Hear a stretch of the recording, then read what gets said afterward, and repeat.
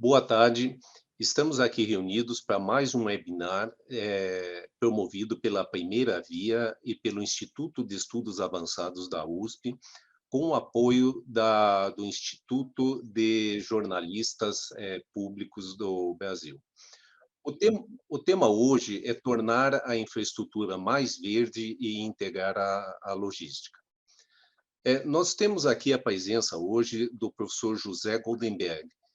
O professor José Goldenberg dispensa apresentações e fica até difícil enumerar as inúmeras contribuições que ele deu para o Brasil.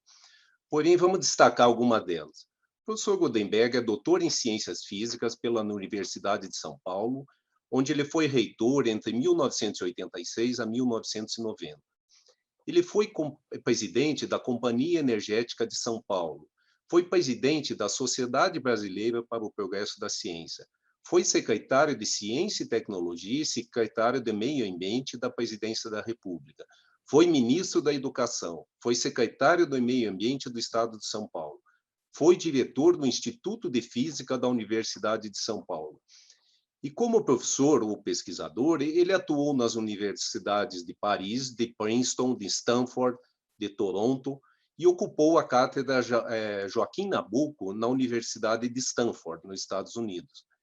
Ele também foi co-presidente da Global Energy Assessment, com sede em Viena.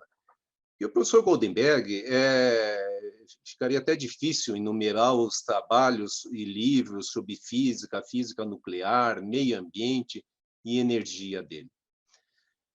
Para debater com o professor Goldenberg, nós havíamos convidados o professor Gessner Oliveira, mas devido ao imprevisto, aí, talvez um imprevisto de saúde, hoje o professor Gessner está sendo representado pela Kane Usami. A Kay é bacharel em Economia pela Universidade de São Paulo e é bacharel em Ciências Biológicas pelo Instituto de Biociências da USP. A Kay está concluindo seu doutorado em Economia do Desenvolvimento no Departamento de Economia da Faculdade de Economia, Administração e Contabilidade da USP. E a Kay é consultora do professor Gessner Oliveira na GO Associados. Bem, o Brasil vive o que a gente pode considerar um pós-guerra em escala global, no pós-pandemia. Não há dúvidas que vão necessários inúmeros esforços para a recuperação da economia, a recuperação do tecido social brasileiro. E, sabidamente, o investimento é um dos meios mais eficientes para a recuperação da economia. Sabidamente, também, o Brasil é tido como uma potência ambiental, mas a precariedade em infraestrutura no Brasil é notória. E aí, isso aí, o que poderia se tornar um problema, acaba se tornando uma oportunidade para o Brasil. Essa gama de investimentos verdes, investimento em infraestrutura verde. Professor Goldenberg, como o senhor enxerga essa situação, especialmente a situação de energia do Brasil? Olha, Pedro, a situação de energia do Brasil, ela é uma situação que a gente devia olhar com otimismo até alguns anos atrás. Não recentemente, mas até alguns anos atrás, era uma situação positiva, porque energia elétrica no Brasil ela se beneficiou extraordinariamente da geografia brasileira, que tem rios caudalosos, que podiam ser represados e produzir energia elétrica. Quer dizer, até cerca de 10, 15 anos atrás, 80% da energia elétrica produzida aqui no Brasil era produzida em usinas hidrelétricas, a maioria das quais eram limpas, ambientalmente limpas. Havia alguns problemas, mas do ponto de vista ambiental, elas eram praticamente limpas e não produziam gases de efeito estufa. Elas tinham algumas consequências desagradáveis do ponto social, e eu vou aprofundar um pouco isso daqui a pouco. Mas a eletricidade representa cerca de 1/3 de toda a energia que se usa no país. E está aumentando, não só no Brasil, como no mundo todo. Quer dizer, o mundo está num processo de eletrificação. E, de modo que a situação era uma situação favorável. Do ponto de vista de petróleo, o Brasil atravessou uma fase negra, né, desde 1950 até 1980, porque não tinha sido encontrado petróleo aqui no Brasil. Todo o movimento de petróleo nosso, sabe, essa observação só vale para velhos como eu, não é mesmo? Toda a agitação que foi feita de 1950 a 1980 era uma discussão enorme que lembrava as peças do Shakespeare, né? Much ado about nothing, viu? Porque não tinha petróleo aqui no Brasil. Porque você estava defendendo o petróleo nosso quando não tinha petróleo, não é mesmo? E ele só foi encontrado em quantidades significantes a partir de 1975, por aí, com a exploração da pré-sal. E o Brasil se tornou um grande produtor de petróleo, o que é uma coisa extraordinária também. Quer dizer, o Brasil hoje é um país que extrai 3 milhões de barris de petróleo por dia, o que é um número considerável, né? A Arábia Saudita, que é, digamos, o campeão, produz 12. Sucede que o petróleo brasileiro é um petróleo complicado, é um petróleo difícil. Ele precisa de refinarias especiais. E por razões que eu não entendo, houve uma época que eu entendia bastante de eletricidade. De petróleo, eu realmente nunca entendi os meandros do petróleo. Por razões que eu desconheço, a Petrobras jamais deu grande ênfase na introdução de refinarias no Brasil. De modo que ela adotou uma política interessante, do ponto de vista da Petrobras, mas do ponto de vista do país, eu acho que não era interessante, né? Ela exporta o petróleo, que é o petróleo pesado, que é refinado em outros países do mundo, e importa derivados do petróleo.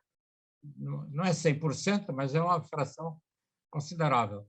O que significa que nós estamos, então, inteiramente conectados com o sistema internacional de produção de derivados de petróleo. E daí os problemas que a Petrobras está enfrentando hoje, né? Porque ela vende petróleo em dólares, compra derivados de petróleo em dólares, e a única coisa que ela pode fazer é recuperar os recursos simplesmente cobrando do resto da população.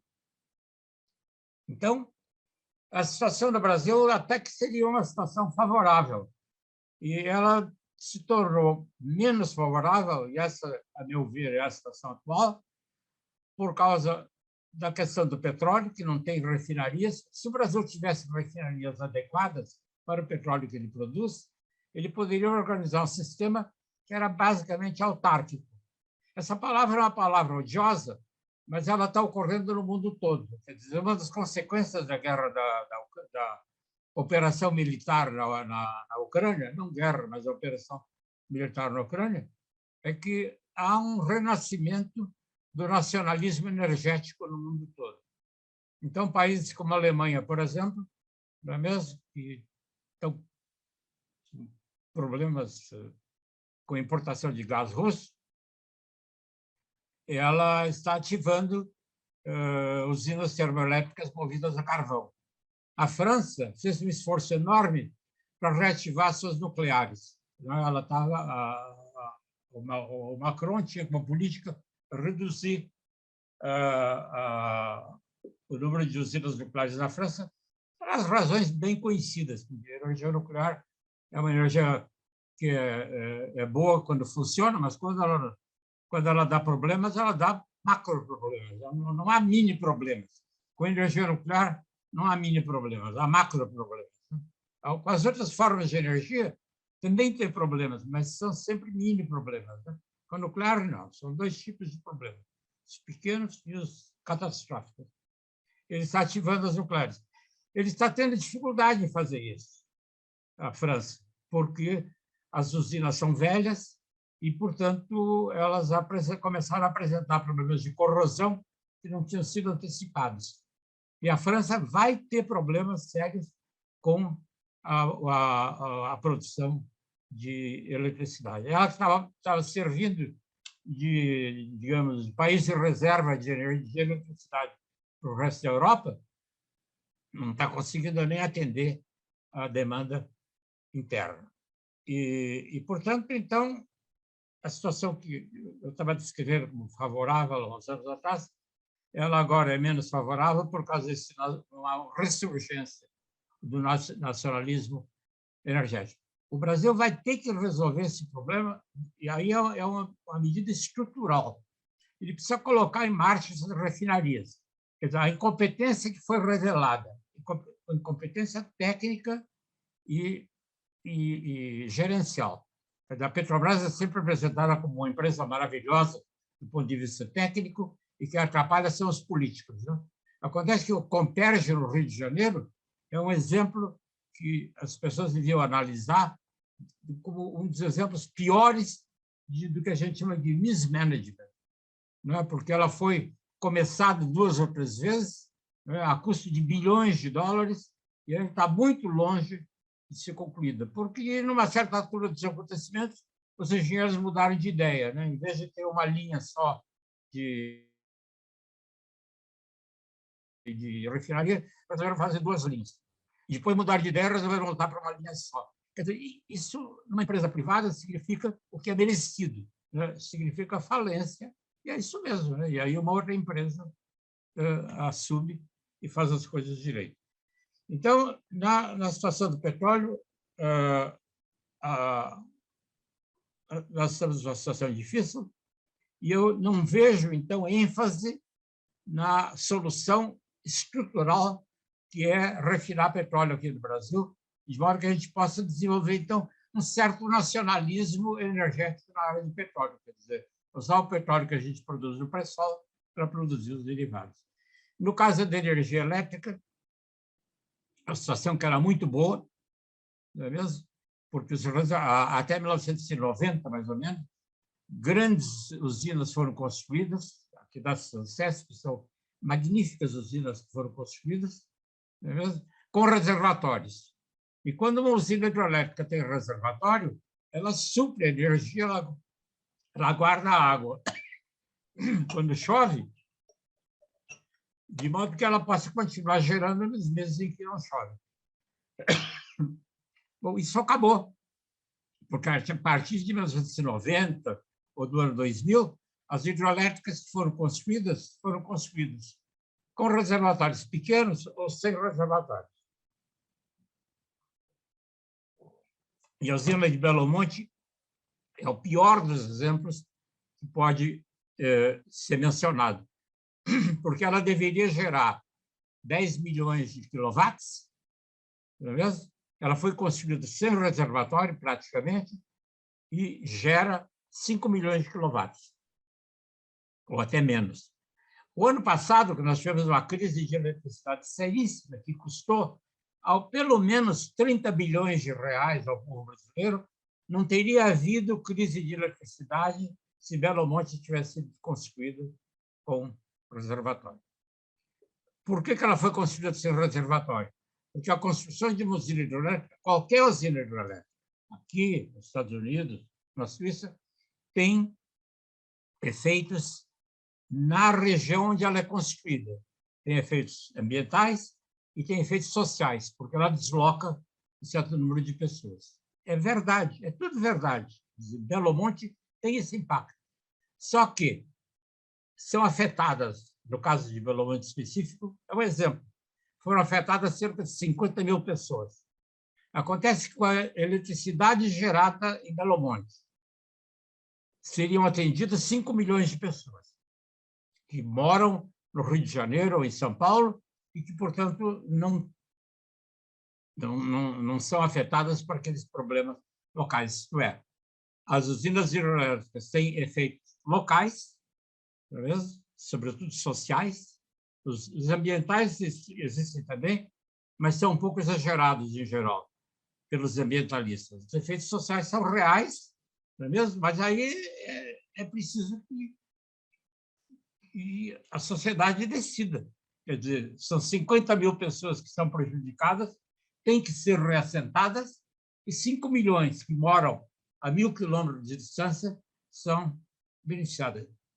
Essa decisão não foi tomada, pelo que eu entenda, pura e simplesmente fraqueza no sistema de decisão aqui no Brasil. A falta de coragem de governantes em explicar para a população que, de fato, quando você constrói uma hidrelétrica, você afeta as populações ribeirinhas. Mas são 50 mil e você beneficia 5 milhões. E essa é a função de governo. Quer dizer, a definição de governo é uma organização que decide os benefícios gerais para a sociedade e pesa as coisas. Então, concluindo, em petróleo nós estamos mal e vamos continuar mal, porque agora, mesmo que seja acelerada a construção de refinarias, que eu acho que a única solução estrutural pode ser dada ao problema, isso vai demorar. No caso das hidrelétricas, como a construção de hidrelétricas com reservatórios foi praticamente abandonada, a matriz energética, a matriz elétrica brasileira está se gaseificando, ou seja, é usado gás natural, boa parte do qual é importado ainda por cima. E portanto, a matriz elétrica brasileira está se carbonizando, na contramão de tudo o que foi decidido a nível internacional e ao qual o Brasil aderiu, ainda por cima. Beleza? Então, há uma carbonização da matriz hidroelétrica e há um problema de petróleo que depende de mudanças estruturais que eu acho difícil de fazer a curto prazo. Então, essa é a visão que eu tenho no problema. A conclusão final é que como o mundo todo está partindo para o nacionalismo energético, e o Brasil vai ter que fazer isso parte também, então, sobre esse ponto de vista, essa é uma boa ocasião para reexaminar os fundamentos da política, ainda mais que vai ter eleições no fim do ano, né? E tentar mudar os rumos que essas coisas estão seguindo. Para isso, precisa coragem, vai ser preciso enfrentar todo o aparato técnico da Petrobras, para mudar um pouco o enfoque deles. O enfoque da Petrobras é que o que os técnicos da Petrobras gostam é de achar petróleo. É uma empresa em que a cultura é a cultura de achar o petróleo, quando, na realidade, o que a sociedade quer não é petróleo, não, ela quer derivados de petróleo. Mesmo?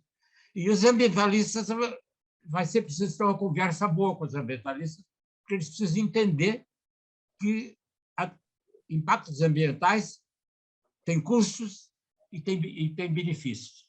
E quem tem que decidir não são grupos de pressão, mas é a sociedade como um todo. Obrigado, Pedro. Professor, eu tenho uma pergunta aqui do Luziel Oliveira, da empresa de logística. E as energias renováveis? As energias renováveis elas estão entrando no mundo todo. Elas representam hoje cerca de 8% da matriz elétrica brasileira, não da matriz energética, da matriz elétrica. E no mundo todo, elas representam alguns por cento também, e há, digamos, extrapolações que mostrariam que elas atingiriam um número muito maior. Não é mesmo? Acontece que energias renováveis elas são atraentes e até românticas, né? Mas elas têm um problema sério, elas são intermitentes. Não é mesmo? E você, então, não pode ter um sistema que dependa muito de energias renováveis. Ela precisa ser usada em conjunto com os sistemas que supram a energia quando não tem sol, o que ocorre 12 horas por dia, à noite não tem sol, ou quando não tem vento. Entendeu? E, sob esse ponto de vista, os reservatórios são essenciais para que energias renováveis, digamos, se disseminem em grande escala. E armazenamento de energia elétrica é um problema tecnológico complicadíssimo e que não foi resolvido ainda. Quer dizer, baterias, a gente conhece baterias, das que a gente tem nos automóveis. Do ponto de vista de armazenamento de energia, elas são uma droga, simplesmente, né? Seria preciso veja, um automóvel elétrico, agora está ficando populares, né? Ele 500 quilos, ele tem que carregar uma carga de 500 quilos de bateria. Essa eu acho que é a melhor maneira de explicar qual é o problema com carros elétricos, né? Ele tem que carregar 500 quilos, são baterias.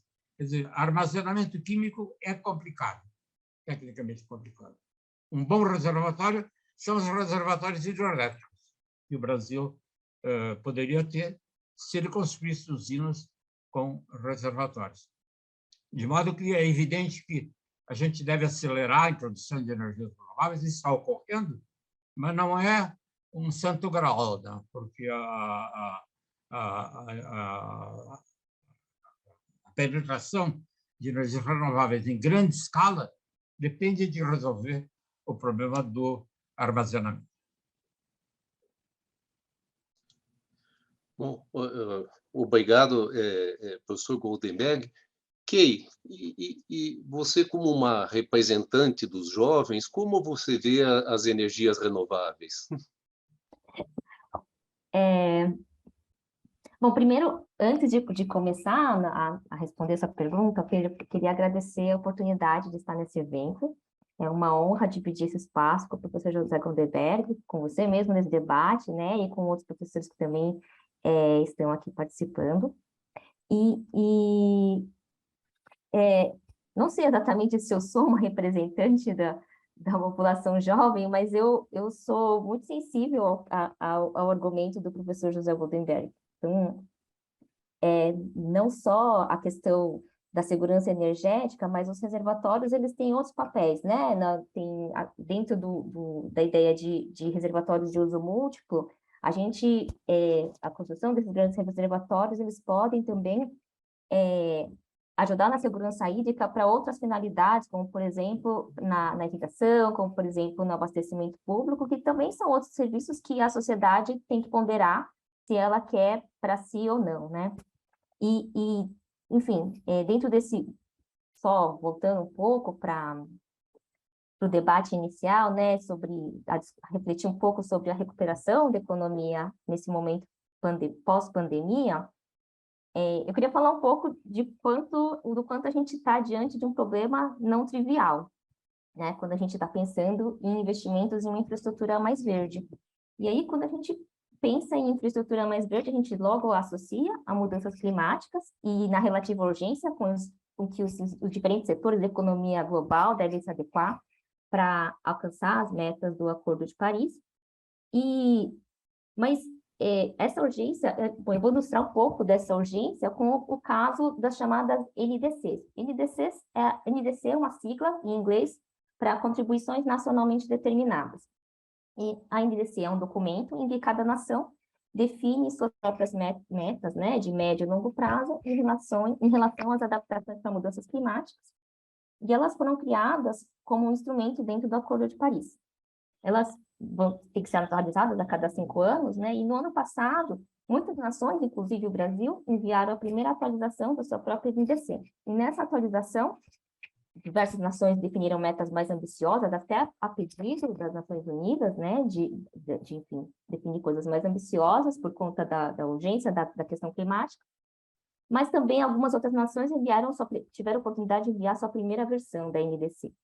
E as Nações Unidas fizeram um relatório com tudo que já havia sido enviado até outubro de 2021, e as NDCs enviadas por todos os países correspondiam, então, a países cuja soma das emissões de gás de efeito estufa totalizavam mais de 94% das emissões globais. E o resultado da avaliação dessas NDCs, né, é que, ainda que todas as NDCs fossem implementadas, e eu lembro aqui que várias NDCs têm algumas condicionantes, e uma das condicionantes é até a própria pandemia, levando em consideração a implementação de todas as NDCs, o resultado é que o nível de emissões globais de gases de efeito estufa em 2030 será um aumento de 16% em relação ao nível que a gente tinha em 2010. O problema disso é que, para que a gente... o problema disso é que, isso está muito aquém do que é necessário para alcançar a meta de redução de temperatura. Então, de acordo com o IPCC, por exemplo, para limitar o aumento da temperatura média global em 1,5 grau até 2100, a gente precisaria, na verdade, de uma redução de 45% dessas emissões até 2030. E mesmo uma meta menos desafiadora, que é limitar o aumento da temperatura em 2 graus, a gente precisaria de uma redução de 25%. Bom, nesse cenário todo, a gente tem ainda a pandemia do Covid-19, e com todas as suas consequências para a saúde, para a economia, e nisso tudo, cada país passou a definir, então, seus próprios pacotes de recuperação econômica, parte incorporando ações climáticas, mas em diferentes graus, né? Esse foco na recuperação econômica gerou, inclusive, uma certa preocupação em relação à possibilidade da economia global caminhar como uma fonte de energia mais limpa, principalmente porque durante os primeiros anos da pandemia, né, 2020, 2021, a gente teve queda nos preços do barril de petróleo e uma recuperação econômica com base na capacidade instalada de, por exemplo, usinas à base de carvão, né, à base de combustível fóssil, ia significar, então, retornar aos padrões pré-pandemia de emissão, basicamente. E aí, pensando nisso, alguns pesquisadores, alguns dos quais, inclusive, ligados aqui, né, são brasileiros, ligados à Universidade Federal do Rio de Janeiro, da COP, eles perguntaram como os cenários de mudança climática se alterariam, agora levando em consideração essa redução drástica na atividade econômica durante os anos da pandemia e também os pacotes de recuperação econômica que incorporam, em parte, né, essas medidas em prol essas medidas climáticas. E o trabalho deles, que foi publicado no final do ano passado, eles desenharam e simularam diferentes cenários, que incluíam, então, os pacotes de recuperação, e, além dos pacotes de recuperação, eles simularam também uma situação em que eles intensificam essas medidas verde, né, dos pacotes de recuperação. E o resultado não foi nem um pouco animador. Basicamente, os pacotes, eles estão bem aquém daquilo que seria necessário para a gente alcançar as metas de redução de temperatura do Acordo de Paris. E, bom, nesse ano a gente tem outro elemento, que o professor José Gunderberg falou bastante agora, sobre a questão do petróleo. A gente tem o conflito da Rússia com a Ucrânia, que além da crise humanitária, ela bagunça os fluxos internacionais de comércio, faz com que os preços do petróleo aumentassem vertiginosamente, e agora a gente se encontra basicamente em um cenário com alta inflação, câmbio desfavorável para importações, o que dificulta investimentos que dependem da importação de equipamentos, um aumento da percepção de risco por parte dos investidores, né, por conta até da própria pandemia, que fez com que muitos tomadores de empréstimos não conseguissem quitar suas dívidas, dificuldades no orçamento público, até porque houve um deslocamento, né, dos gastos governamentais para medidas emergenciais contra a pandemia e tudo mais, e também uma condição social ainda frágil, e muitas famílias ainda dependem do auxílio governamental para obter o mínimo necessário para viver. Se elas obtêm, né? Ainda tem famílias que vivem com menos do que o que seria necessário para viver. E, simplesmente, esse cenário todo, eu estou só desenhando uma situação em que o cobertor é curto. E onde cabe investimento em infraestrutura mais verde nesse cenário com cobertor curto? Porque quando a gente pensa em investimento verde, a gente logo associa a redução de emissões de gases de efeito estufa, que é basicamente um benefício de longo prazo. E, nesse cenário, pode ser muito desafiador pensar em longo prazo, quando a gente tem várias questões de curto prazo para lidar, né?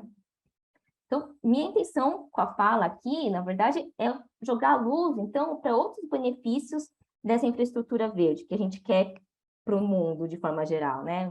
Eu quero chamar a atenção para os benefícios de curto e médio prazo desse tipo de investimento, e esses benefícios pode parecer um pouco óbvio, na verdade, mas a ideia é desviar um pouco da questão das mudanças climáticas para que a gente não foque só nesse elemento, nesse benefício, e também não vai ser o único argumento em favor da infraestrutura verde. Existem outras questões que a gente também tem que tratar como sociedade e que a infraestrutura verde pode ajudar. Então, alguns exemplos que eu trago aqui para discussão por exemplo, no setor de saneamento, né? Investimentos, por exemplo, né, na coleta de esgoto, tratamento, resíduos sólidos, eles vão reduzir doenças, então você pode ter redução de gastos com o sistema de saúde, você tem, na verdade, né, redução de gastos com o sistema de saúde, mas melhorias de eficiência, ele pode trazer também o benefício da redução de custos com tratamento, e fora que a gente está provendo bem acesso a esses bens essenciais para a população, com esse serviço de saneamento, né? E dentro da gestão de resíduos sólidos, um exemplo de resíduos urbanos, são projetos de biodigestores para produção de biogás e uso desse biogás ou para geração de eletricidade ou para uso em veículos movidos a biogás. E esse tipo de projeto, ele pode ajudar não só na questão dos gases de efeito estufa, claro, mas ele também pode reduzir os custos da própria operação da gestão de resíduos sólidos, porque ele vai reduzir distâncias percorridas para disposição em aterros que estão sendo localizados cada vez mais distantes dos centros urbanos, são questões que os grandes centros já têm que lidar, né? No setor de transporte, a gente tem um componente óbvio, que é a redução da poluição do ar, e, consequentemente, a redução das doenças respiratórias associada a essa poluição. Então, aqui a gente tem um lembrete de que a legislação brasileira, que define os limites máximos de vários poluentes do ar, ela está acima dos níveis máximos que a Organização Mundial da Saúde recomenda hoje. Então, a gente está muito exposto ainda à poluição do ar, e nas grandes cidades, essa poluição do ar está associada ao transporte. E bom, otimizações no transporte, é claro que pode também reduzir o custo do frete, e isso beneficiaria não só a possibilidade de exportação, mas também o consumo interno, né? No setor de eletricidade, os projetos, né, da infraestrutura verde, eles podem, e aí anda um pouco no argumento do professor Goldenberg, a questão dos reservatórios de hidrelétricas, eles vão dar uma segurança energética, então ele também tem um componente de redução de risco, até mesmo para as empresas que dependem desse insumo, que é a eletricidade, para poder operar, né? E emendando aqui com a questão de hidrelétrica, que foi uma coisa que eu falei logo no começo da minha fala, esse contexto de reservatórios de uso múltiplo, que aí vão ter a sua componente dentro da segurança hídrica, e aí com benefícios relacionados à redução do risco hidrológico, com a agricultura irrigada, por exemplo, ou então até benefícios de regularização de vazão para controle de enchentes e coisa assim, que é uma coisa que também a gente tem vivenciado bastante. E isso amarra de volta com a questão do abastecimento público, porque, bom, a gente também não está, apesar de toda essa oferta apesar de sermos um país, né, abundante em água, a gente também tem várias regiões em que a gente tem escassez de água, inclusive para abastecimento.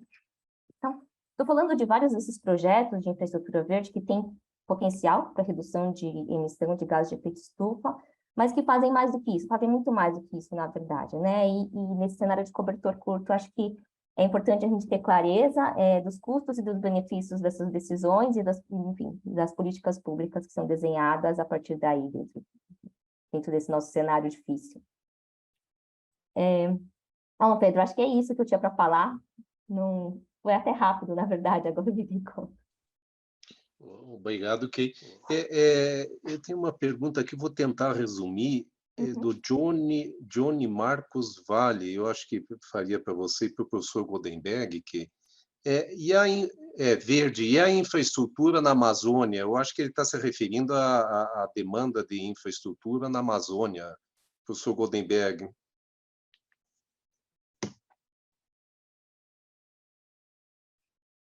Eu posso começar comentando. Eu acho que tem uma questão de infraestrutura que me vem à mente dentro desses exemplos que eu citei, que é investimento, por exemplo, em hidrovias, né? Então, a Amazônia é um lugar que, enfim, a questão do transporte ela é bem difícil, ela tem estradas que inundam sazonalmente, enfim, ela aumenta bastante os custos de transporte dentro da Amazônia, e aí a questão de investimento em hidrovia, né, que acho que está dentro desse pacote de infraestrutura verde, seria uma peça importante para a gente considerar também. Não sei, o professor José Goldberg, gostaria de complementar alguma coisa? Não sei.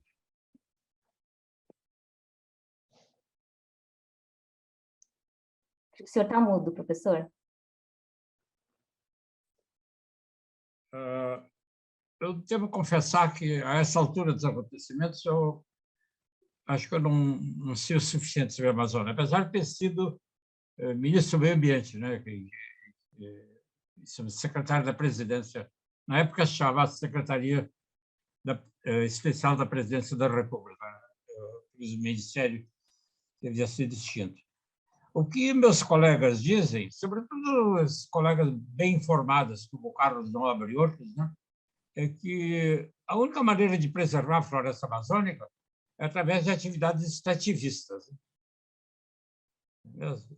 E atividades extrativistas, então, não exigiriam uma infraestrutura muito grande. Por exemplo, hidrovias teriam um papel importante. Porque se começar a construir estradas cortando a Amazônia para lá e para cá, é evidente que isso vai levar ao desmatamento. Quer dizer, o desmatamento da Amazônia, sobretudo o desmatamento ilegal, quer dizer, como a Amazônia é protegida, e a Constituição brasileira garante essa proteção, na realidade não é possível fazer uma infraestrutura viária na Amazônia, porque ela vai levar ao desmatamento de amplas áreas da Amazônia. Sem além de que a natureza do solo e não é uma natureza do solo que se preste ao agronegócio em grande escala. Quer dizer, o cerrado, sim, e aí é uma outra discussão, mas na Amazônia, essa ideia de que você derruba a floresta e faz como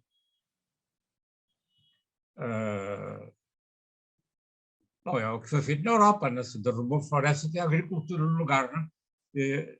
Não dá para derrubar a floresta. Do ponto de vista mundial, vai ser um desastre, porque a derrubada da floresta vai, de fato, jogar enormes quantidades de carbono na atmosfera, além de que a Constituição proíbe mesmo. Né? Então, vai ser preciso procurar uma infraestrutura que não vai ser de tipo urbana. A Zona Franca é um bom exemplo. Né? O estado do Amazonas é o estado com menos desmatamento na Amazônia toda.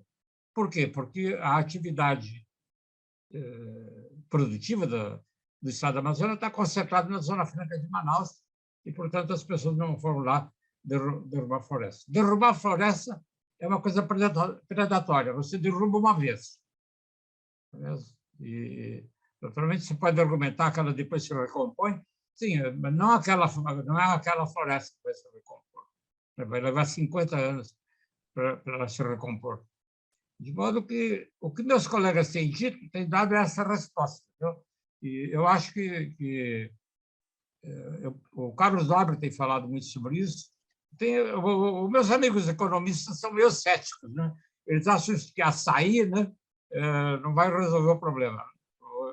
Não há mercado para açaí capaz de levantar a economia da Amazônia. Né? E, de modo que, por mais estranho que possa parecer, grandes áreas da Amazônia vão ter que ser conservadas pela conservação,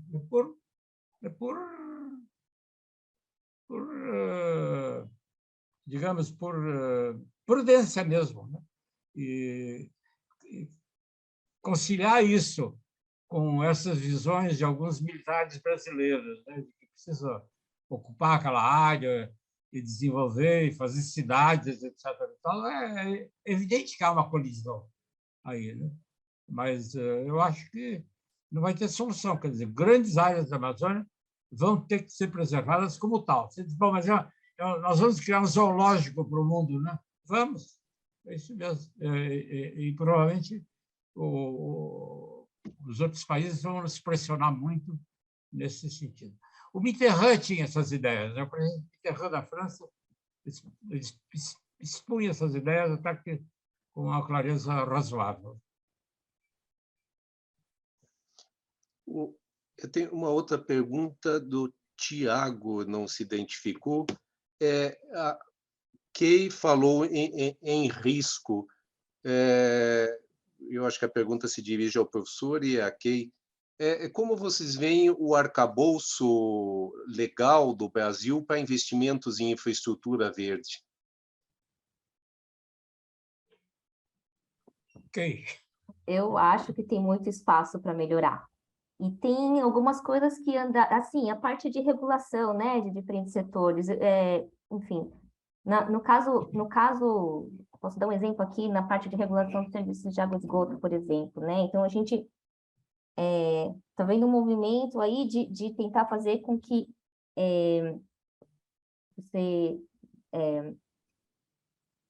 a ideia toda, na verdade, com essa parte de arcabouço legal, eu estou interpretando como regulação, mas é o desenhar os incentivos de forma que o setor privado perceba esses incentivos claros de que vale a pena, né? E que você vai ter o retorno daquele investimento. Então, uma redução de risco é importante, até mesmo porque isso vai influenciar na tarifa que vai ser paga pelo consumidor daquele serviço, né? Então, dentro da parte de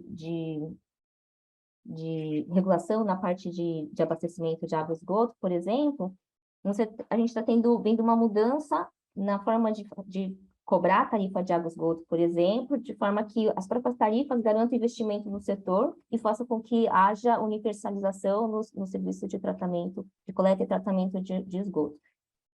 O preço que o usuário vai pagar vai refletir essa necessidade de investimento, a operadora vai ter a garantia de que aquele recurso é suficiente para o investimento, e, ao mesmo tempo, isso também precisa estar incorporado nessa regulação, né, a ideia de um suporte para as famílias em vulnerabilidade. Então, tudo isso, claro, aliado a tarifas sociais que vão garantir acesso à população mais vulnerável a esse bem, né. Acho que tem muito espaço para a parte de regulação, e eu acho que é nisso que a gente tem que se concentrar quando a gente quer ajudar e influenciar políticas públicas nesse contexto em que a gente não tem recursos, né, próprios para investir. A gente tem que atrair capital privado para fazer aquilo que a gente gostaria, né, na parte de infraestrutura verde. Acho que é isso que eu tinha que falar. Em energias renováveis, há grandes oportunidades para investimento. A instalação em certas partes do Brasil é muito superior à instalação na Europa, de modo que o mesmo parque solar instalado aqui no Brasil produz o dobro ou o triplo da energia elétrica que o mesmo parque instalado na Alemanha. De modo que isso é atraente. E com energia eólica, que é, digamos, um pouco mais... tem custos mais atraentes do que a energia solar, a região norte do país é, de fato, muito privilegiada. Estados como o Rio Grande do Norte, o Ceará, são estados em que o regime de ventos é muito favorável. E, provavelmente, não é um problema simples, né? Porque esses estados, essas regiões, estão distantes 2 a 3 mil quilômetros dos centros consumidores. Isso é um problema de transmissão de energia, além de reservatórios, que eu já falei, né? O problema de trazer essa energia para os grandes centros consumidores na região sudeste do país não vai ser fácil. Mas eu acho que aí há grandes oportunidades de investimento, e eu tenho a impressão de que eles já estão ocorrendo, né? Quer dizer, empresas como a CPFL, aqui em São Paulo, ela que tem uma participação chinesa importante, eu tenho a impressão de que tem Votorantim, tem participação chinesa, estão muito ativas nessa área, e a Eletrobras, que poderia ter feito mais, não fez pelas razões conhecidas, né? A Eletrobras estava completamente descapitalizada, né? Tanto que acabou sendo privatizada. Ela agora, privatizada, provavelmente vai atrair muito mais capitais e poderá fazer mais nessa área. A Eletrobras tem uma vantagem, eu creio, desse ponto de vista, porque ela tem técnicos muito bons.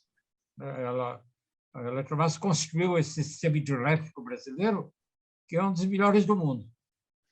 interligado, sabe? A energia elétrica aqui é um sistema interligado que não tem nos Estados Unidos. Nos Estados Unidos é um problema seríssimo, né? Quer dizer, a energia elétrica no Texas é produzida por uma empresa texana que não é interligada ao resto do país. Então, de vez em quando, tem um blackout no Texas, né? E eles ficam no escuro durante uma semana mesmo, inteira, né? Aqui, blackouts são mais raros e duram pouco, né? Porque o sistema é todo interligado. Quer dizer, se uma estação geradora em Porto Primavera tiver um curto-circuito e deixar de produzir, os engenheiros trazem energia de outros lugares. Eu acho que essa é uma área de investimentos que é promissora. Professor Goldenberg, o senhor comentou sobre baterias, das energias renováveis, a utilização das baterias, né? Bom, isso demanda mineração, demanda investimentos, demanda licenças ambientais, e a gente sabe que isso não é tão simples assim de se obter. Essa onda de energias renováveis não geraria aí uma inflação verde? E como que o Brasil se sai nesse cenário, professor, e Key também? Não, no caso de transporte, representa aproximadamente 20% do consumo de energia de qualquer país. Tá? E o local, a área onde existe esse encantamento por eletricidade, por baterias, é no setor de transporte. Nos outros setores, a eletricidade é um avanço de vida tremendo, né? Pedro, veja, vou dar um exemplo. Você conhece, na própria sala em que você está, né? A iluminação é com lâmpadas brancas.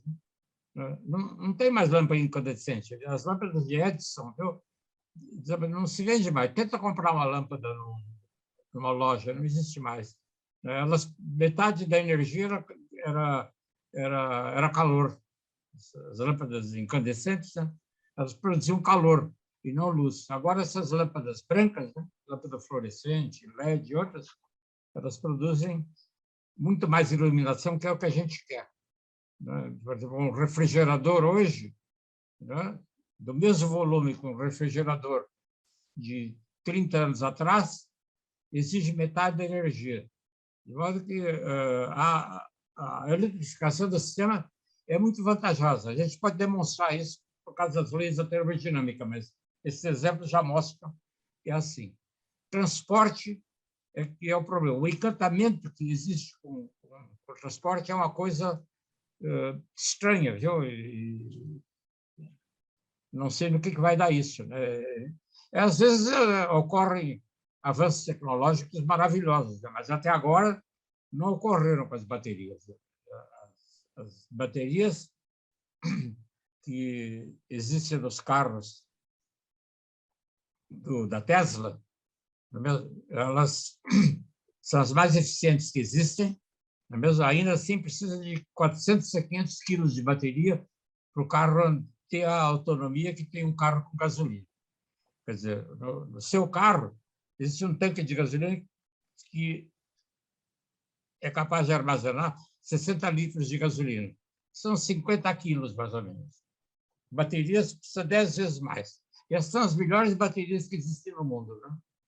E eu sou cético de que se consiga algum avanço tecnológico maravilhoso que torne as baterias melhores. Se ocorresse, eu tenho a impressão de que a pergunta se dirige nesse sentido, se ocorresse, ia faltar a matéria-prima para fazer a quantidade de bateria que é necessária.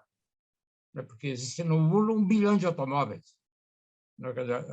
Para converter a frota de automóveis existente no mundo hoje numa frota elétrica, seria preciso uma quantidade imensa de baterias, e aí os materiais haveria um problema sério com a cadeia, a cadeia de materiais.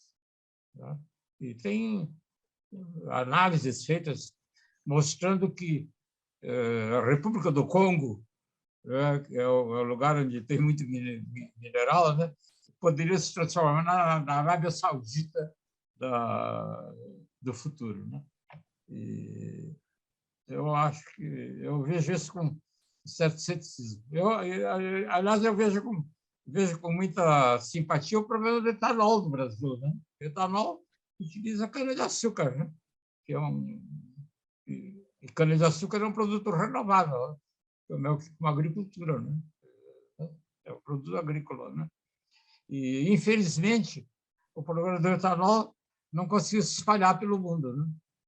Então, é uma dessas coisas que é difícil para mim é difícil de entender, mas é o que ocorreu, né? Só tem etanol do Brasil em grandes quantidades, e nos Estados Unidos. Nos Estados Unidos é feito de milho, que não é tão bom quanto cana-de-açúcar.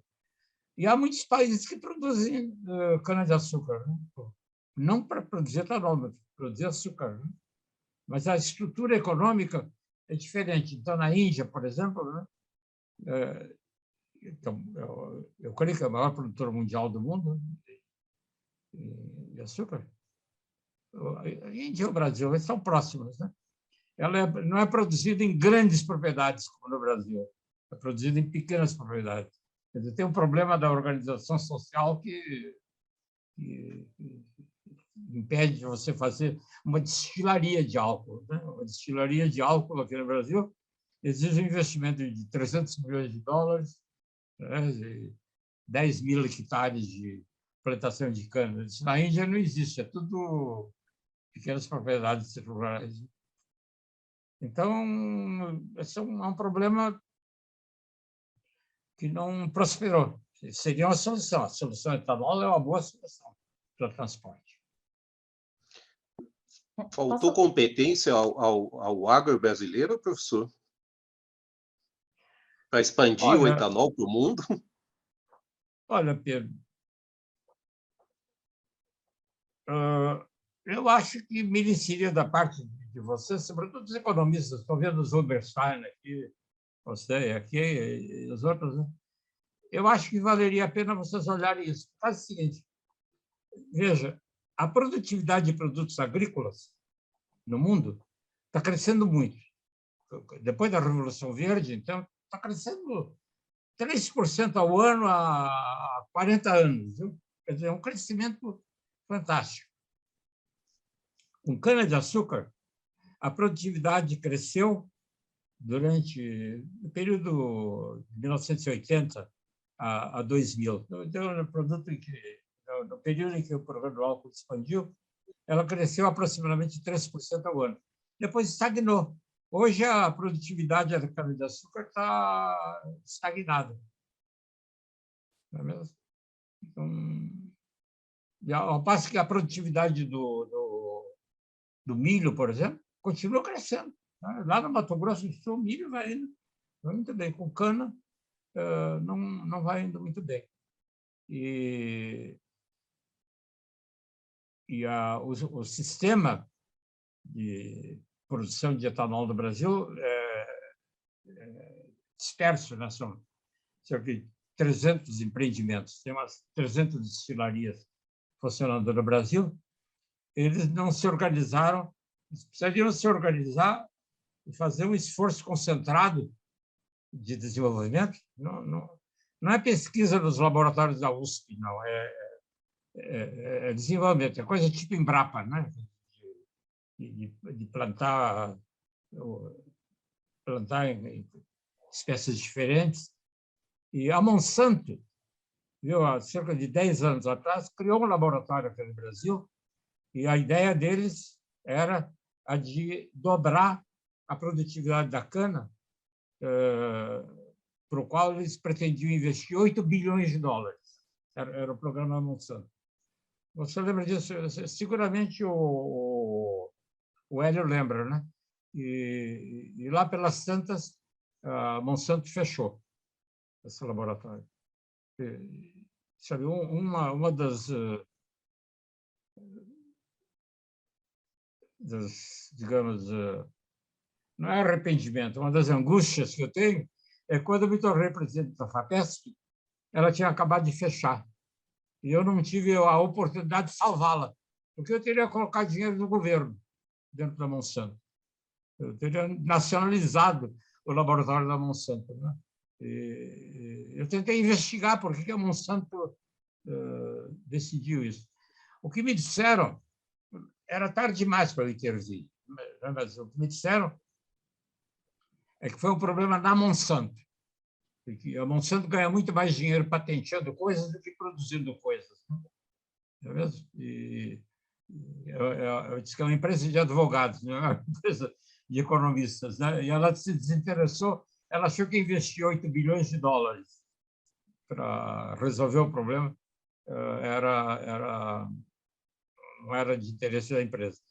Eu acho que o Brasil deveria ter investido 8 bilhões de dólares para resolver o problema, mas não tem sido possível, Pedro, organizar os produtores, esses 300 produtores, num grupo suficientemente ágil para fazer essa atividade. Eu acho que é uma das tragédias do Brasil, viu? Quer dizer, de perder oportunidades tecnológicas.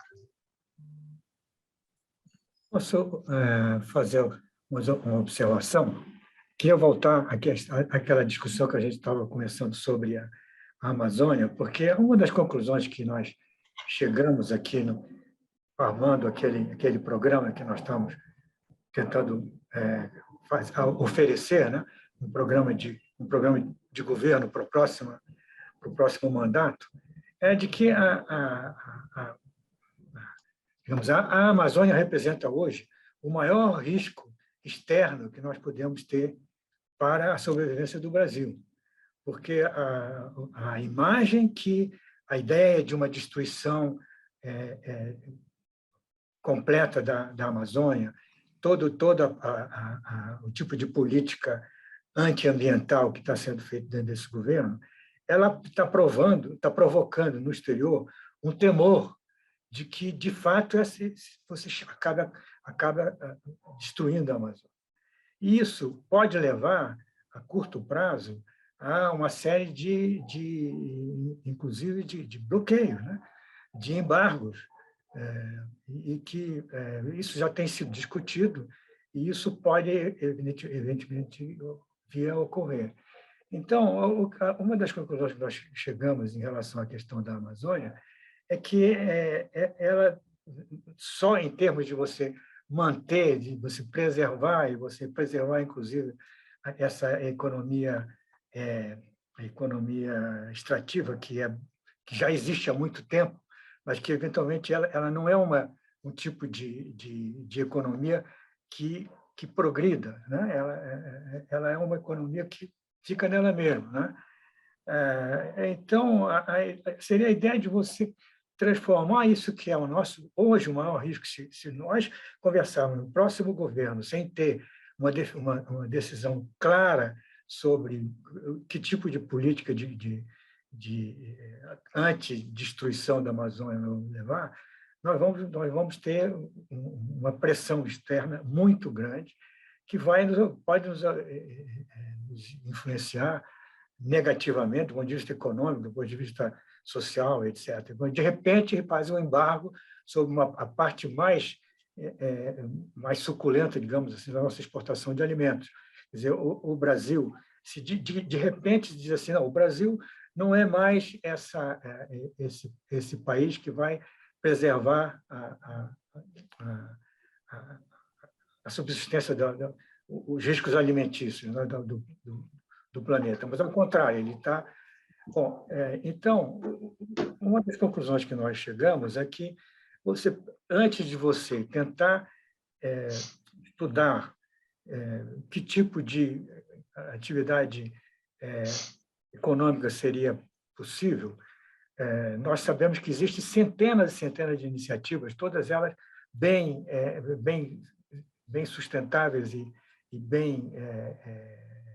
como, por exemplo, a nova cultura do cacau e a exploração de cacau e de chocolate, que não existia há algum tempo atrás. A coisa do açaí, enfim, a mandioca, né, a macaxeira, com tudo isso, com superfoods, etc.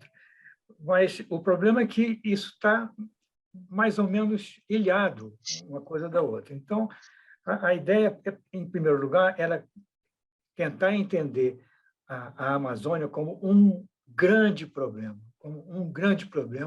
de risco para o Brasil, talvez o mais importante nesse momento, né? E então tentar, antes de mais nada, recompor, digamos, a governança não existe uma governança para a Amazônia, né? Você tem uma série de órgãos de toda a natureza, você gasta muito dinheiro em termos de programas de subsídios, etc., como, por exemplo, da Zona Franca, né?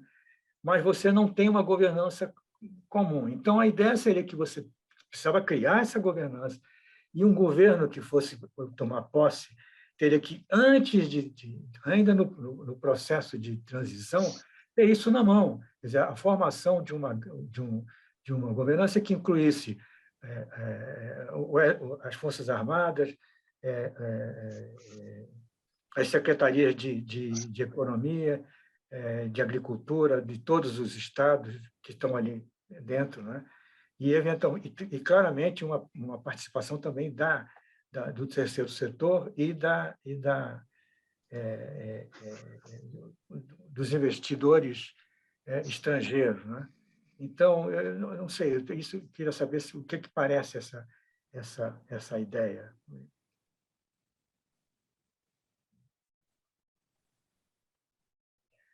Olha, Guilherme, como eu disse antes, alguns colegas nossos, inclusive aí no Instituto de Estudos Avançados, têm feito estudos sobre essas culturas extrativistas, né? O açaí é o exemplo mais importante, mesmo, mas tem cacau, tem essas coisas, outras todas. Essa, de fato, me parece ser um caminho que vale a pena explorar.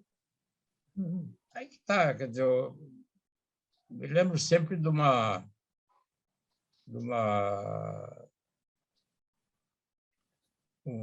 experiência que eu tive quando era ministro de Educação. Eu fui procurado, numa ocasião, por um cidadão que era uma grande organização de blocos carnavalescos no Rio de Janeiro. Eu não me lembro do nome dele, ele já morreu, mas era um desses líderes. E ele queria dinheiro do Ministério de Educação. O Ministério da Educação era com o Fundo Nacional do Desenvolvimento da Educação, né, FNDE, está nos jornais agora, né? Ele era usado para alimentar tudo que é espécie de coisa, né? Inclusive, era um instrumento político importante, como a gente viu agora, ainda pouco, esse ex-ministro de Educação aí, que favorecia grupos religiosos, né? E ele me procurou, então eu queria dinheiro do Fundo Nacional de Educação para organizar lá o bloco de carnaval lá que ele está fazendo no Rio. E eu disse, mas escuta, o Fundo Nacional de Educação não é para isso, né? Vamos dar dinheiro para você para fazer um bloco para eles desfilarem 3 dias no Rio lá, vestidos de princesa, de reis, etc. E tal. Ele falou, aí que está, professor, é por isso que o Brasil não vai para frente, né? Tem um ministro de Educação que não entende o povo brasileiro, né? É que pobre quer ser rico, viu? Não é mesmo? Quer dizer, eles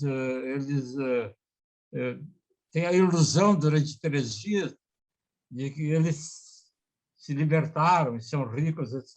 Eles economizam durante o ano todo para ter essa ilusão. Então, de fato, você manter uma população grande na Amazônia com uma agricultura extrativista me parece colidir um pouco com essa ideia de que as pessoas querem ficar ricas, né? E extrativismo dificilmente faz isso. Mas tem vários colegas que não concordam. Eles acham que, por exemplo, a exploração do açaí atingiu um nível de 200, 300 milhões de dólares por ano. Quer dizer, já é uma atividade econômica razoável, né? E um dos caminhos é por aí. O outro é cobrar por serviços ambientais. Não é mesmo? Essa é uma possibilidade. Isso exigiria, de parte do governo brasileiro, um enorme talento. Viu? Quer dizer, a diplomacia brasileira, em certas ocasiões, foi muito boa, e esse tipo de negociação está sendo feito e poderia ser feito. Né? Quer dizer, efetivamente, como tem enormes áreas protegidas da Amazônia, a preservação dessas áreas poderia entrar dentro das negociações da Convenção do Clima, onde a sua preservação se beneficiaria desses programas de proteção ambiental. Isso, como retórica, tem sido usado aí por vários ministros, né? Mas não foi feito nada de prático, né? Quer dizer, isso não entrou, ao que eu saiba, dentro das negociações concretas da Convenção do Clima. Quer dizer, o pagamento por serviços ambientais tem sido um sonho que tem sido levantado por aí. Eu acho que é um caminho que poderia ser melhor explorado. E tem uma enorme quantidade de áreas protegidas da Amazônia. Sob esse ponto de vista, o Paulo Nogueira Neto, nosso colega, né, fez uma coisa extraordinária. Né? Durante o governo militar, não entendia quase nada do assunto, né? Tinha uma visão muito primitiva, ele foi criando parques nacionais, né? Criou uma quantidade enorme de parques nacionais, depois continuou com o Fernando Henrique, né? Eu acho que alguns desses parques nacionais que ele criou têm fronteiras que são irracionais, né? Que cria esses problemas aí de ter mineração num lugar, tem mineração promissora num lugar que acabou virando parque nacional. Tem mecanismos dentro da Constituição brasileira, tem mecanismos para retificar esses parques. De novo, né, alguns dos nossos colegas ambientalistas, né, são completamente xiitas em relação a essas coisas. Né? Não é mesmo? E acontece que os parques foram criados antes das pessoas saberem o que tinha naquela região. Né? E, de modo que, aí, Guilherme, e essa é uma área que da qual você está mais próximo do que eu. Seria questão de esclarecer essas pessoas de que ajustes vão ter que ser feitos. Quer dizer, não pode haver um ambientalismo que seja só negativista. Viu? Quer dizer, ele precisaria entender isso. Agora,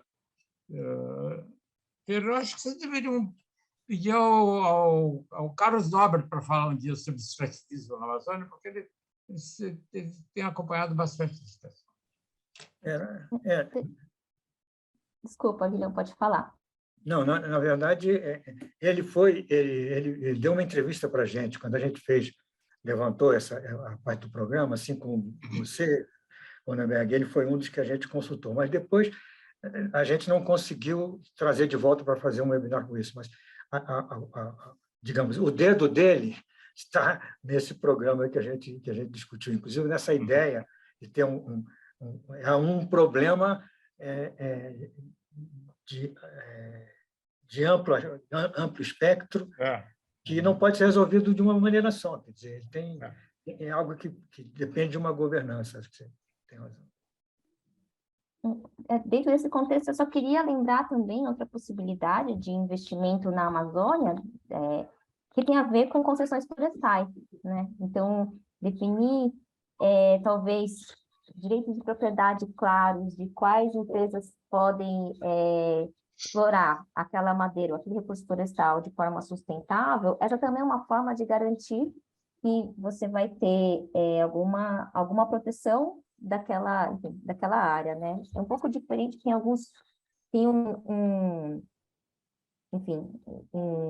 um estudo do professor lá no Departamento de Economia, do professor Ariaster, que inclusive explora um pouco essa dinâmica da existência dos direitos de exploração desses recursos florestais, em contraposição ao momento em que você tem a proibição total da exploração desse recurso. E o que ele vê é que, depois da proibição, você teve mais exploração desses recursos porque eles passaram a ser, na verdade, explorados de forma ilegal. A gente tinha evidências nas estatísticas de exportação de madeira, que, em vez de ser exportada como como mogno, que era a concessão que as empresas tinham, passaram a ser exploradas como outro tipo de madeira, e, enfim, a cronologia dos fatos indica que o que houve, na verdade, com a proibição da exploração do mogno através das concessões foi a exploração indiscriminada, né, de forma ilegal. Então, eu acho que a ideia de regulamentação desse setor também é uma possibilidade, inclusive como forma de proteger a floresta que existe lá, né, porque agora a gente vai ter outros olhos, além do Estado, para proteger aquele bem que é o recurso florestal, né? A gente vai ter os olhos do setor privado que recebeu aquela concessão. Então, acho que também é um outro caminho que vale a pena ser colocado na mesa e precisa, claro, de uma discussão forte em relação a como vai ser feita, né? Essa regulamentação. Enfim, acho que era isso que eu tinha para complementar. Professor Hélio,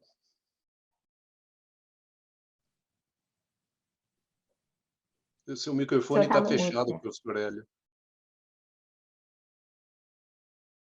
Alguém disse agora há pouco, numa das nossas reuniões, que essa é a frase mais ouvida nos tempos da pandemia. Seu microfone... Eu quero me desculpar por ter chegado atrasado, eu tive um compromisso familiar de última hora, uma conversa rápida, que eu precisava ajudar a resolver um problema. Está tudo bem, não tem problema nenhum, peço desculpas. Eu tenho 2 ou 3 perguntinhas muito rápidas e depois eu queria fazer um balanço geral. Tá? Eu queria que os dois, ou um dos dois, me esclarecesse o seguinte: quais são as possibilidades? Nós deixamos de falar de algumas coisas, provavelmente porque elas não são importantes, mas eu gostaria de confirmar isso. As possibilidades, há a possibilidade da gente... eu lembro que havia um tempo que se falava nisso, nas micro-usinas hidrelétricas. Isso é real, nós temos isso, há uma avaliação, isso é uma possibilidade. Outra coisa, a energia das marés, que a gente não falou também. E o Brasil tem alguns milhares de quilômetros de litoral, não é? São essas 2 perguntas agora. Depois eu quero fazer uma consideração um pouco mais geral.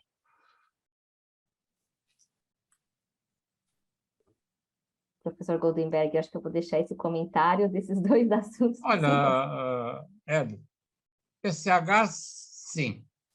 Viu? As PCHs representam aproximadamente 5% da geração hidroelétrica brasileira. Viu? Hoje, isso é hoje? Isso é hoje, 5%. Quer dizer, isso pode crescer. Isso pode crescer.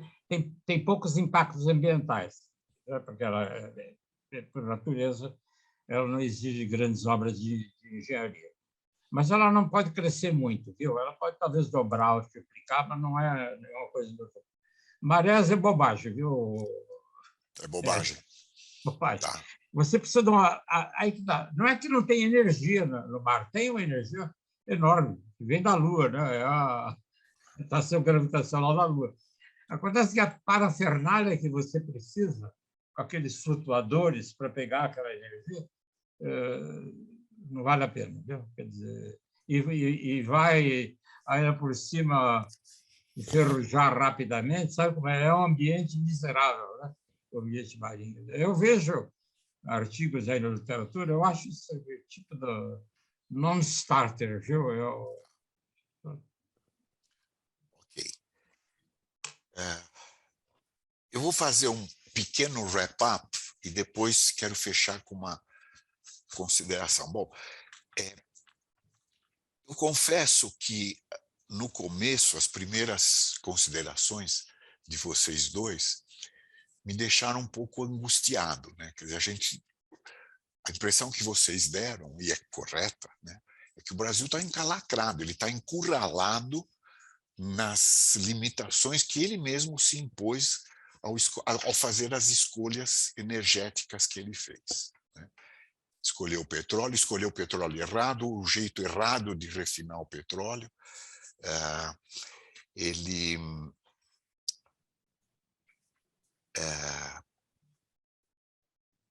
A energia elétrica, a gente bobeou, quer dizer, a gente foi muito bem até um certo ponto, e aí passou por pressão dos ambientalistas e tal, esqueceu dos reservatórios, isso foi um grave equívoco, né?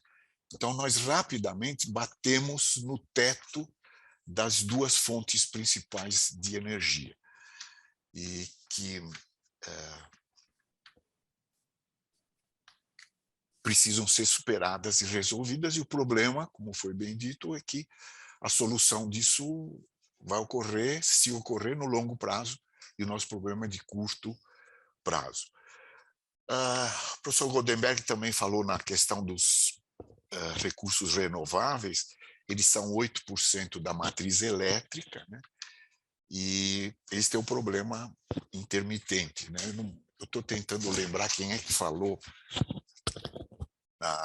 no problema de armazenar vento, né? Acho que é melhor não lembrar quem falou isso, mas esse é o problema, né? E a questão do armazenamento em baterias, né? Que é um problema tecnológico até hoje não resolvido. A Kay abordou mais o aspecto da relação entre a infraestrutura e o meio ambiente e o desenvolvimento sustentável, entrou com a noção do NDC, e isso também contribuiu para minha angústia inicial, que todos os países, todos nós estamos longe das metas a que nós nos propusemos, né? De redução das emissões, de redução do crescimento da temperatura. Citou um estudo da Federal do Rio de Janeiro, do COP, com resultados desanimadores, né? Aí as coisas começaram a melhorar, e quando a discussão foi para a questão da infraestrutura, a interface com o desenvolvimento sustentável, né? Então, que mencionou a questão do saneamento, né? Que é um baita de um problema, e que, quando for resolvido e nós estamos encaminhando a solução, vai ter contribuições importantes, porque vai ter inclusive contribuições fiscais, porque o saneamento é saúde e vai reduzir a despesa pública com doenças, né? Os biodigestores, que podem contribuir para a questão ambiental, os reservatórios de uso múltiplo, que a gente precisa vencer as resistências. Aqui também falou na questão da Amazônia, de que as hidrovias são o caminho natural para a construção de infraestrutura, porque elas já estão lá e são ambientalmente recomendáveis. E o Brasil, como a nossa deficiência na regulamentação é muito grande, isso é um grande espaço para a gente avançar, quer dizer, melhorar e completar a regulamentação. O professor Goldenberg se referiu ao Carlos Nobre e mostrou que a solução do extrativismo é a solução natural, mas ela é uma solução um pouco limitadora do ponto de vista econômico. Mas ele insistiu numa coisa interessante, que é evitar a estrada. Nós não devemos fazer estrada na Amazônia. Nós temos rios lá, então vamos usar o que existe e contribuir para a manutenção daquele macro sistema, e evitar a agricultura, né? Partir para o extrativismo. E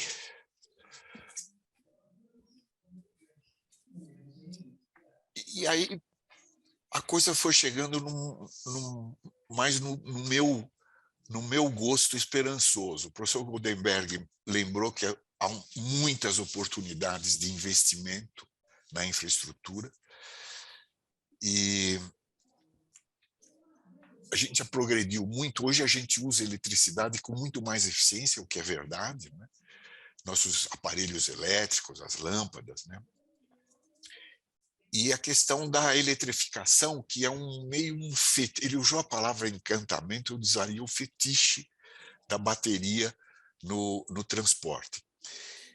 E ele mencionou o etanol, que o etanol poderia ser uma enorme esperança de substituição energética, de oportunidade econômica para o Brasil, mas falta pesquisa.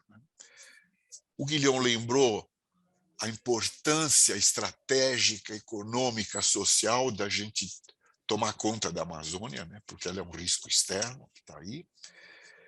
E a Kay falou sobre a questão da exploração da madeira, e eu achei interessante o que ela disse, porque quando você proíbe a extração da madeira, é como se você fizesse uma lei seca. E aí o que acontece com a lei seca? Começa a produzir bebida clandestinamente, ilegalmente, e talvez até aumente o consumo de bebida, porque é uma coisa proibida, né? Então, aqui um paralelo interessante.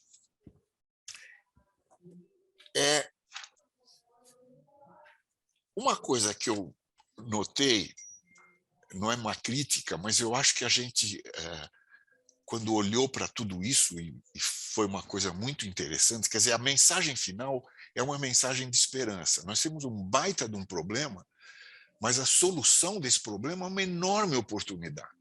Se a gente conseguir enfrentar, a gente vai estar solucionando o problema e resolvendo uma série de outras coisas. Agora, o que eu achei é que talvez a gente tenha dado muita atenção para a questão da oferta de energia, que é importante, nós precisamos resolver, a gente precisa refinar melhor, a gente precisa usar melhor a eletricidade, sem dúvida. O etanol, nós precisamos produzir mais, tentar mundializar o etanol, mas há algumas coisas a fazer no lado da demanda. É uma pergunta, da demanda de energia, talvez, que pudessem amenizar o problema da oferta de energia. Por exemplo, o transporte. O Brasil, hoje, ele está acordando para isso, mas se a gente conseguir substituir o caminhão pelo trem e pelo barco nos rios, eu tenho a impressão que a gente vai economizar muito, muito óleo diesel. O transporte urbano, a mesma coisa. A gente precisaria eletrificar o transporte urbano, e eu lembro, na minha infância, a gente tinha bonde. E o bonde, ele não precisa de bateria, é um fio, né? O trólebus e o metrô, quer dizer, a gente tem uma possibilidade de crescer o transporte urbano substituindo energia, pelo menos a energia que se alimenta de carbono.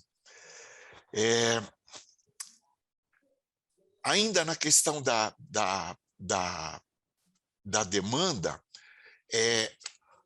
toda essa área de construção, ela usa muita energia para fazer concreto, para fazer tijolo, e a energia poluente. E a gente pode avançar muito no reaproveitamento de materiais, né? Tem muita coisa que pode ser reaproveitada, desenvolver tecnologia para reutilizar e, portanto, usar menos energia para construir mais habitação, mais estrada. Então, quer dizer, nós temos oportunidades dos dois lados. A gente pode melhorar a produção de energia e pode ajudar na oferta de energia, racionalizando e diferenciando a demanda de energia no lado da produção. E, além disso, eu acho que à medida que a gente for fazendo isso, a gente ajuda a resolver, assim como o problema da saúde, no caso do saneamento, toda a infraestrutura vai ter um enorme impacto, se a gente conseguir fazer crescer, na questão do emprego, não é?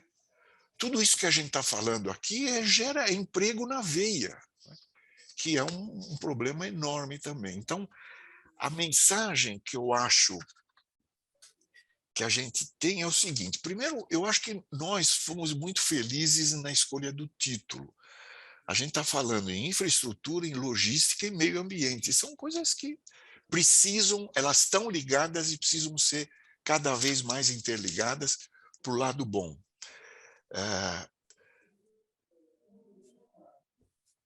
O momento atual é um momento grave, de muita atenção, de muito perigo, mas a gente tem a possibilidade de transformá-lo numa enorme oportunidade, né?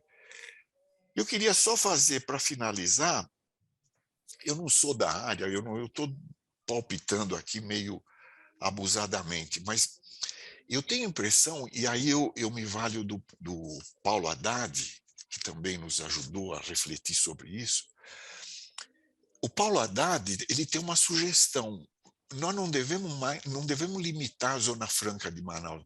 Nós deveríamos ampliar a Zona Franca de Manaus, mas sofisticar a Zona Franca de Manaus. Ela poderia se alimentar de cadeias produtivas de extrativismo da Amazônia. Quer dizer, a gente lançar um desafio para os nossos pesquisadores, para eles encontrarem usos para as coisas que existem na Amazônia, para uso farmacêutico, uso para produtos de limpeza, produtos cosméticos e outras utilidades. Quer dizer, a gente abrir a fronteira da utilização do que a gente tem na Amazônia para não só para a alimentação, mas para um extrativismo que leve à sofisticação tecnológica. E o professor Goldenberg lembrou a enorme fronteira que existe com os serviços ambientais que a gente poderia passar a aproveitar. E também a questão dos parques naturais, que a gente precisa flexibilizar a sua utilização. Enfim, eu confesso que como eu disse, eu comecei, fiquei de cara assim meio down, né? Mas eu termino bem up. Acho que a gente tem muito trabalho a fazer e muita esperança com esse tema. Eu quero agradecer a Kay, quero agradecer também ao professor Goldenberg pela apresentação maravilhosa dos dois. Muito obrigada. Eu que agradeço pela oportunidade de participar, na verdade. Ótimo. Então, boa maneira de encerrar essa mesa. Muito obrigado pelo convite. Obrigado. Obrigado. Boa noite a todos. Boa noite. Boa noite. Tchau, obrigado, Kay. Obrigado, professor.